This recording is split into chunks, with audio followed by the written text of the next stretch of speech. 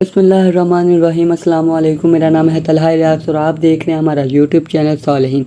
हम आपको किस्सा हज़रत आदम अलैहिस्सलाम सुना रहे हैं। अब हम इसको अख्ताम की तरफ लेके जा रहे हैं, मगर अभी बहुत सारी वीडियो इस हवाले से बनाई जा सकती हैं।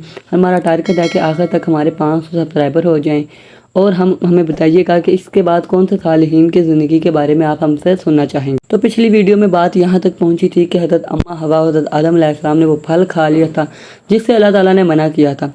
तो आज यहाँ से बात आगे शुरू करते हैं। जैसे ही वो फल खाया हज़रत आदम अलैहिस्सलाम और हज़रत अम्मा हवा ने, तो आपसे जन्नती लिबास उतर गया, जन्नती लिबास अल्लाह ताला ने छीन लिया। अब वो दोनों भागते हैं, अपने जिस्म को पत्तों से ढांकते हैं। अब हया आ रही है। साथ ही अंजीर का दरख्त, अंजीर के बड़े बड़े पत्तों में अपने जिस्म को छुपा रहे हैं। अब वो दोनों हज़रत अम्मा हवा और हज़रत आदम अलैहिस्सलाम दोनों अल्लाह ताला की बारगाह में पेश होते हैं। अल्लाह ताला ने कुरान मजीद में फरमाया, शैतान ने बहका दिया, उतर जाओ सारे ज़मीन पर, निकल जाओ जन्नत से। किन किन को कहा उतर जाओ? एक हज़रत आदम अलैहिस्सलाम, अम्मा हवा, शैतान, सांप और मोर, इन पांचों को सज़ा दी गई। हज़रत आदम अलैहिस्सलाम को बेलिबास कर दिया गया और दूसरा ये कि अब अपनी मेहनत से कमा कर खाओ और दुनिया में रहो। औरत को ये सज़ा दी गई कि माशरती तकलीफ़ें, जिस्मानी तकलीफ़ें, बच्चा पैदा करते वक्त जो तकलीफ़ औरत को होती है और उसके अलावा जो जिस्मानी तकलीफ़ें माँ के बाद होती हैं, वो सारी औरत को सज़ा के तौर पर दी। शैतान का चेहरा मसक कर दिया गया, मोर के पाँव काले कर दिए गए, सांप ऊँट की तरह था, अब इसकी टांगें छीन ली गईं। अब इसको कहा कि पेट के बल चला कर, अब ये इसकी सज़ा है। और इसके चेहरे से सारी रौनक उतार दी और इसको खौफनाक बना दिया। अल्लाह ताला ने फरमाया, जाओ तुम एक दूसरे के दुश्मन बन जाओ। ये नहीं फरमाया कि सारे दुश्मन बन जाओ, फरमाया कि जाओ तुम दुश्मन बन जाओ, मतलब कि बाज़ के दुश्मन हैं और बाज़ों का बाज़ों से प्यार है। जैसे इंसान का दुश्मन सांप, सांप का मोर, मोर का शैतान और शैतान इंसान का दुश्मन है, मगर फिर इंसान को इंसान से प्यार है। तो ये अल्लाह ताला ने फरमाया कि जाओ एक दूसरे के दुश्मन हो जाओ, मगर बाज़ों का बाज़ों से प्यार है और बाज़ों से दुश्मनी है। सुल्तान बाहू इस दुख बड़ी दास्तान को अपने ही अल्फाज में बयान करते हैं कि जन्नत से निकाला गया, जन्नत से निकाला गया। जन्नत जैसी इतनी खूबसूरत जगह से अगर किसी को निकाला जाए, उसके दर्द का अंदाज़ा उसके सिवा कोई लगा ही नहीं सकता।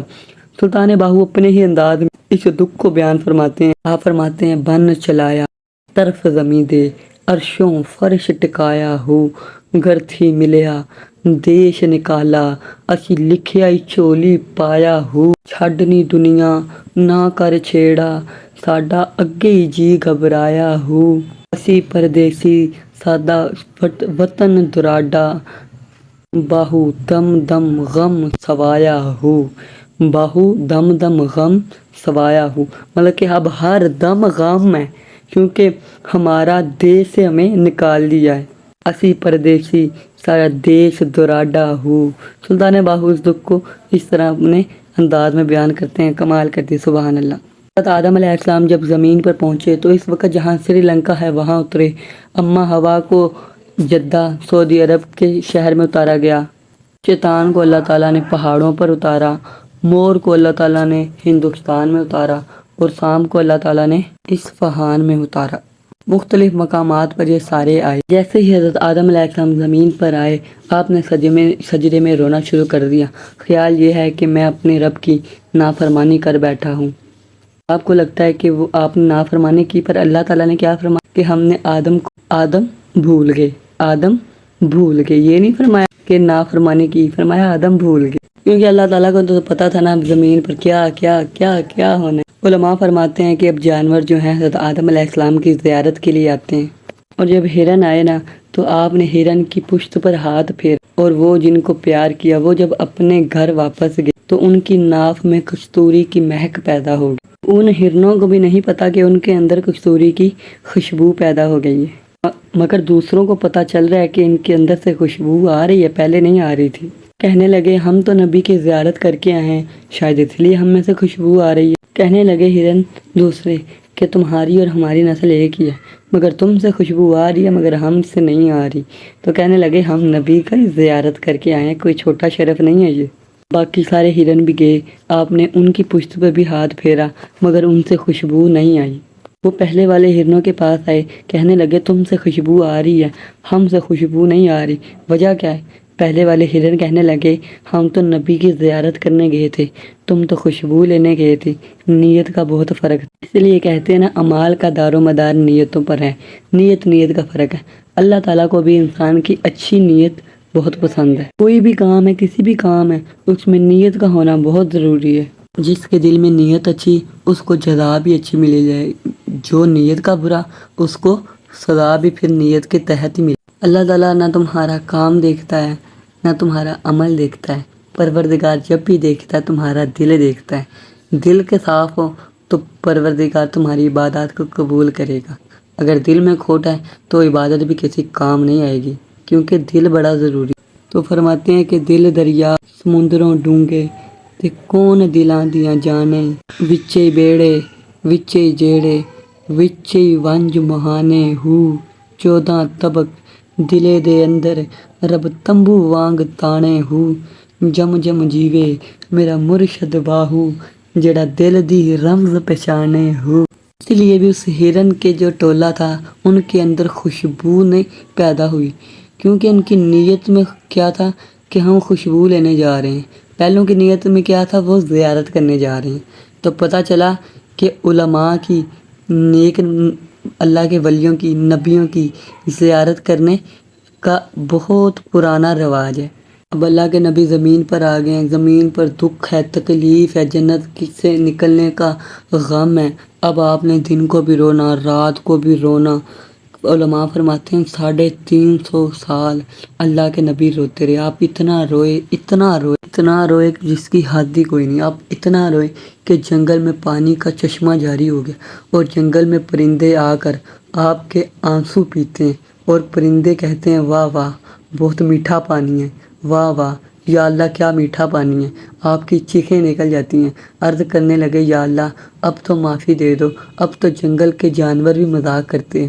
اللہ تعالیٰ نے فرمایا آدم جانور مذاق نہیں کرتے، جو میرے خوف میں روتا ہے میں اس کے آنسو ہی میٹھے کر دیتا ہوں۔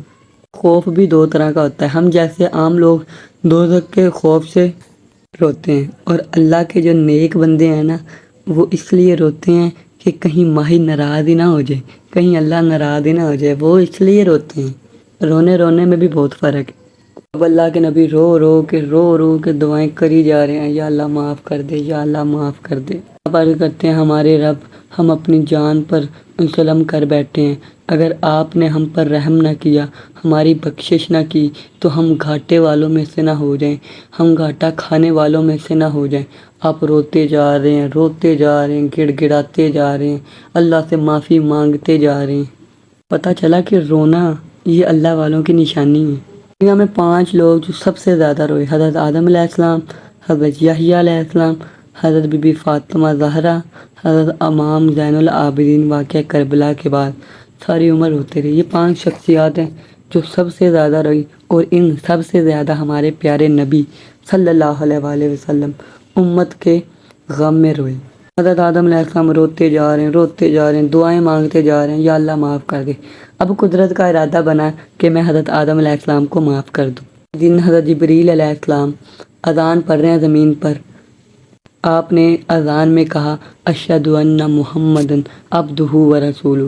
حضرت آدم علیہ السلام نے ہمارے نبی پیارے کا نام سنا صلی اللہ علیہ وآلہ وسلم۔ آپ فرماتے ہیں تو یہ تو وہی نام ہے جو میں نے جنت میں دیکھا، جنت میں درختوں کے پتوں پر دیکھا، حوروں کے پروں پہ دیکھا، فرشتوں کے ماتھوں پر دیکھا، عرش کے سائے میں دیکھا۔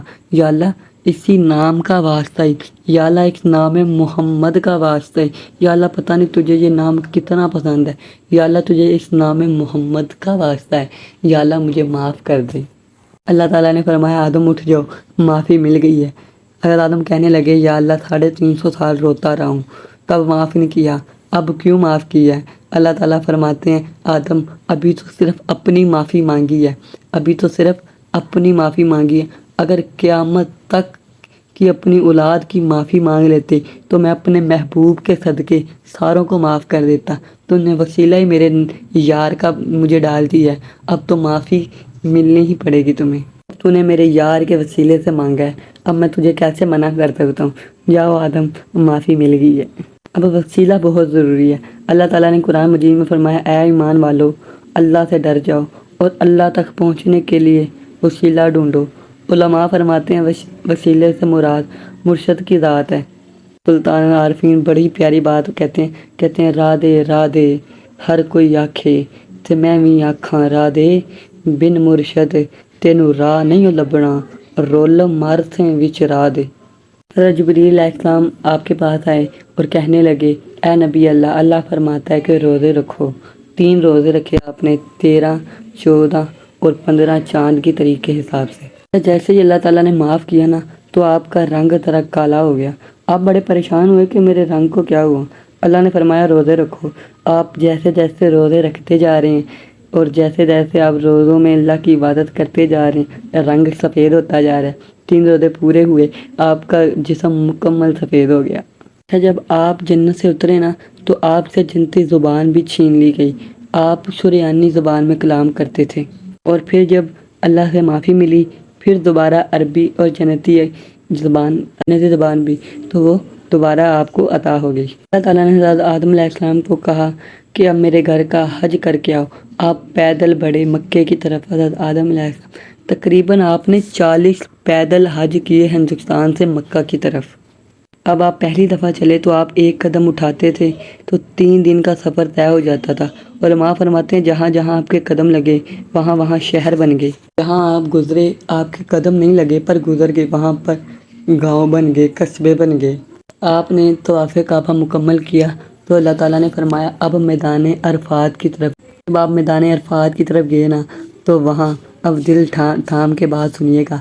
जब आप मैदान अरफात की तरफ गए तो वहाँ आपकी मुलाकात अम्मा हवा से हुई। अम्मा हवा वहाँ जबल नूर के करीब बैठी रो रही हैं। यहाँ फिर मुलाकात हुई दोनों की। हज़रत अम्मा हवा को साथ लेकर आगे अब ये दोनों इकट्ठा रहना शुरू हो गए हैं। अल्लाह ताला ने नबी को बहुत औलाद अता फरमाई। अब आपकी औलाद के बाद हबील और कबील की बात है। अब हमें दे इजाज़त, अल्लाह हाफ़िज़। और ये बातें हम अगली वीडियो में करेंगे हबील और कबील के हवाले से। अब हम इस किस्सा को अख्ताम की तरफ लेके जा रहे हैं, तो अपना बहुत सारा ख्याल रखिएगा। अल्लाह हाफ़िज़।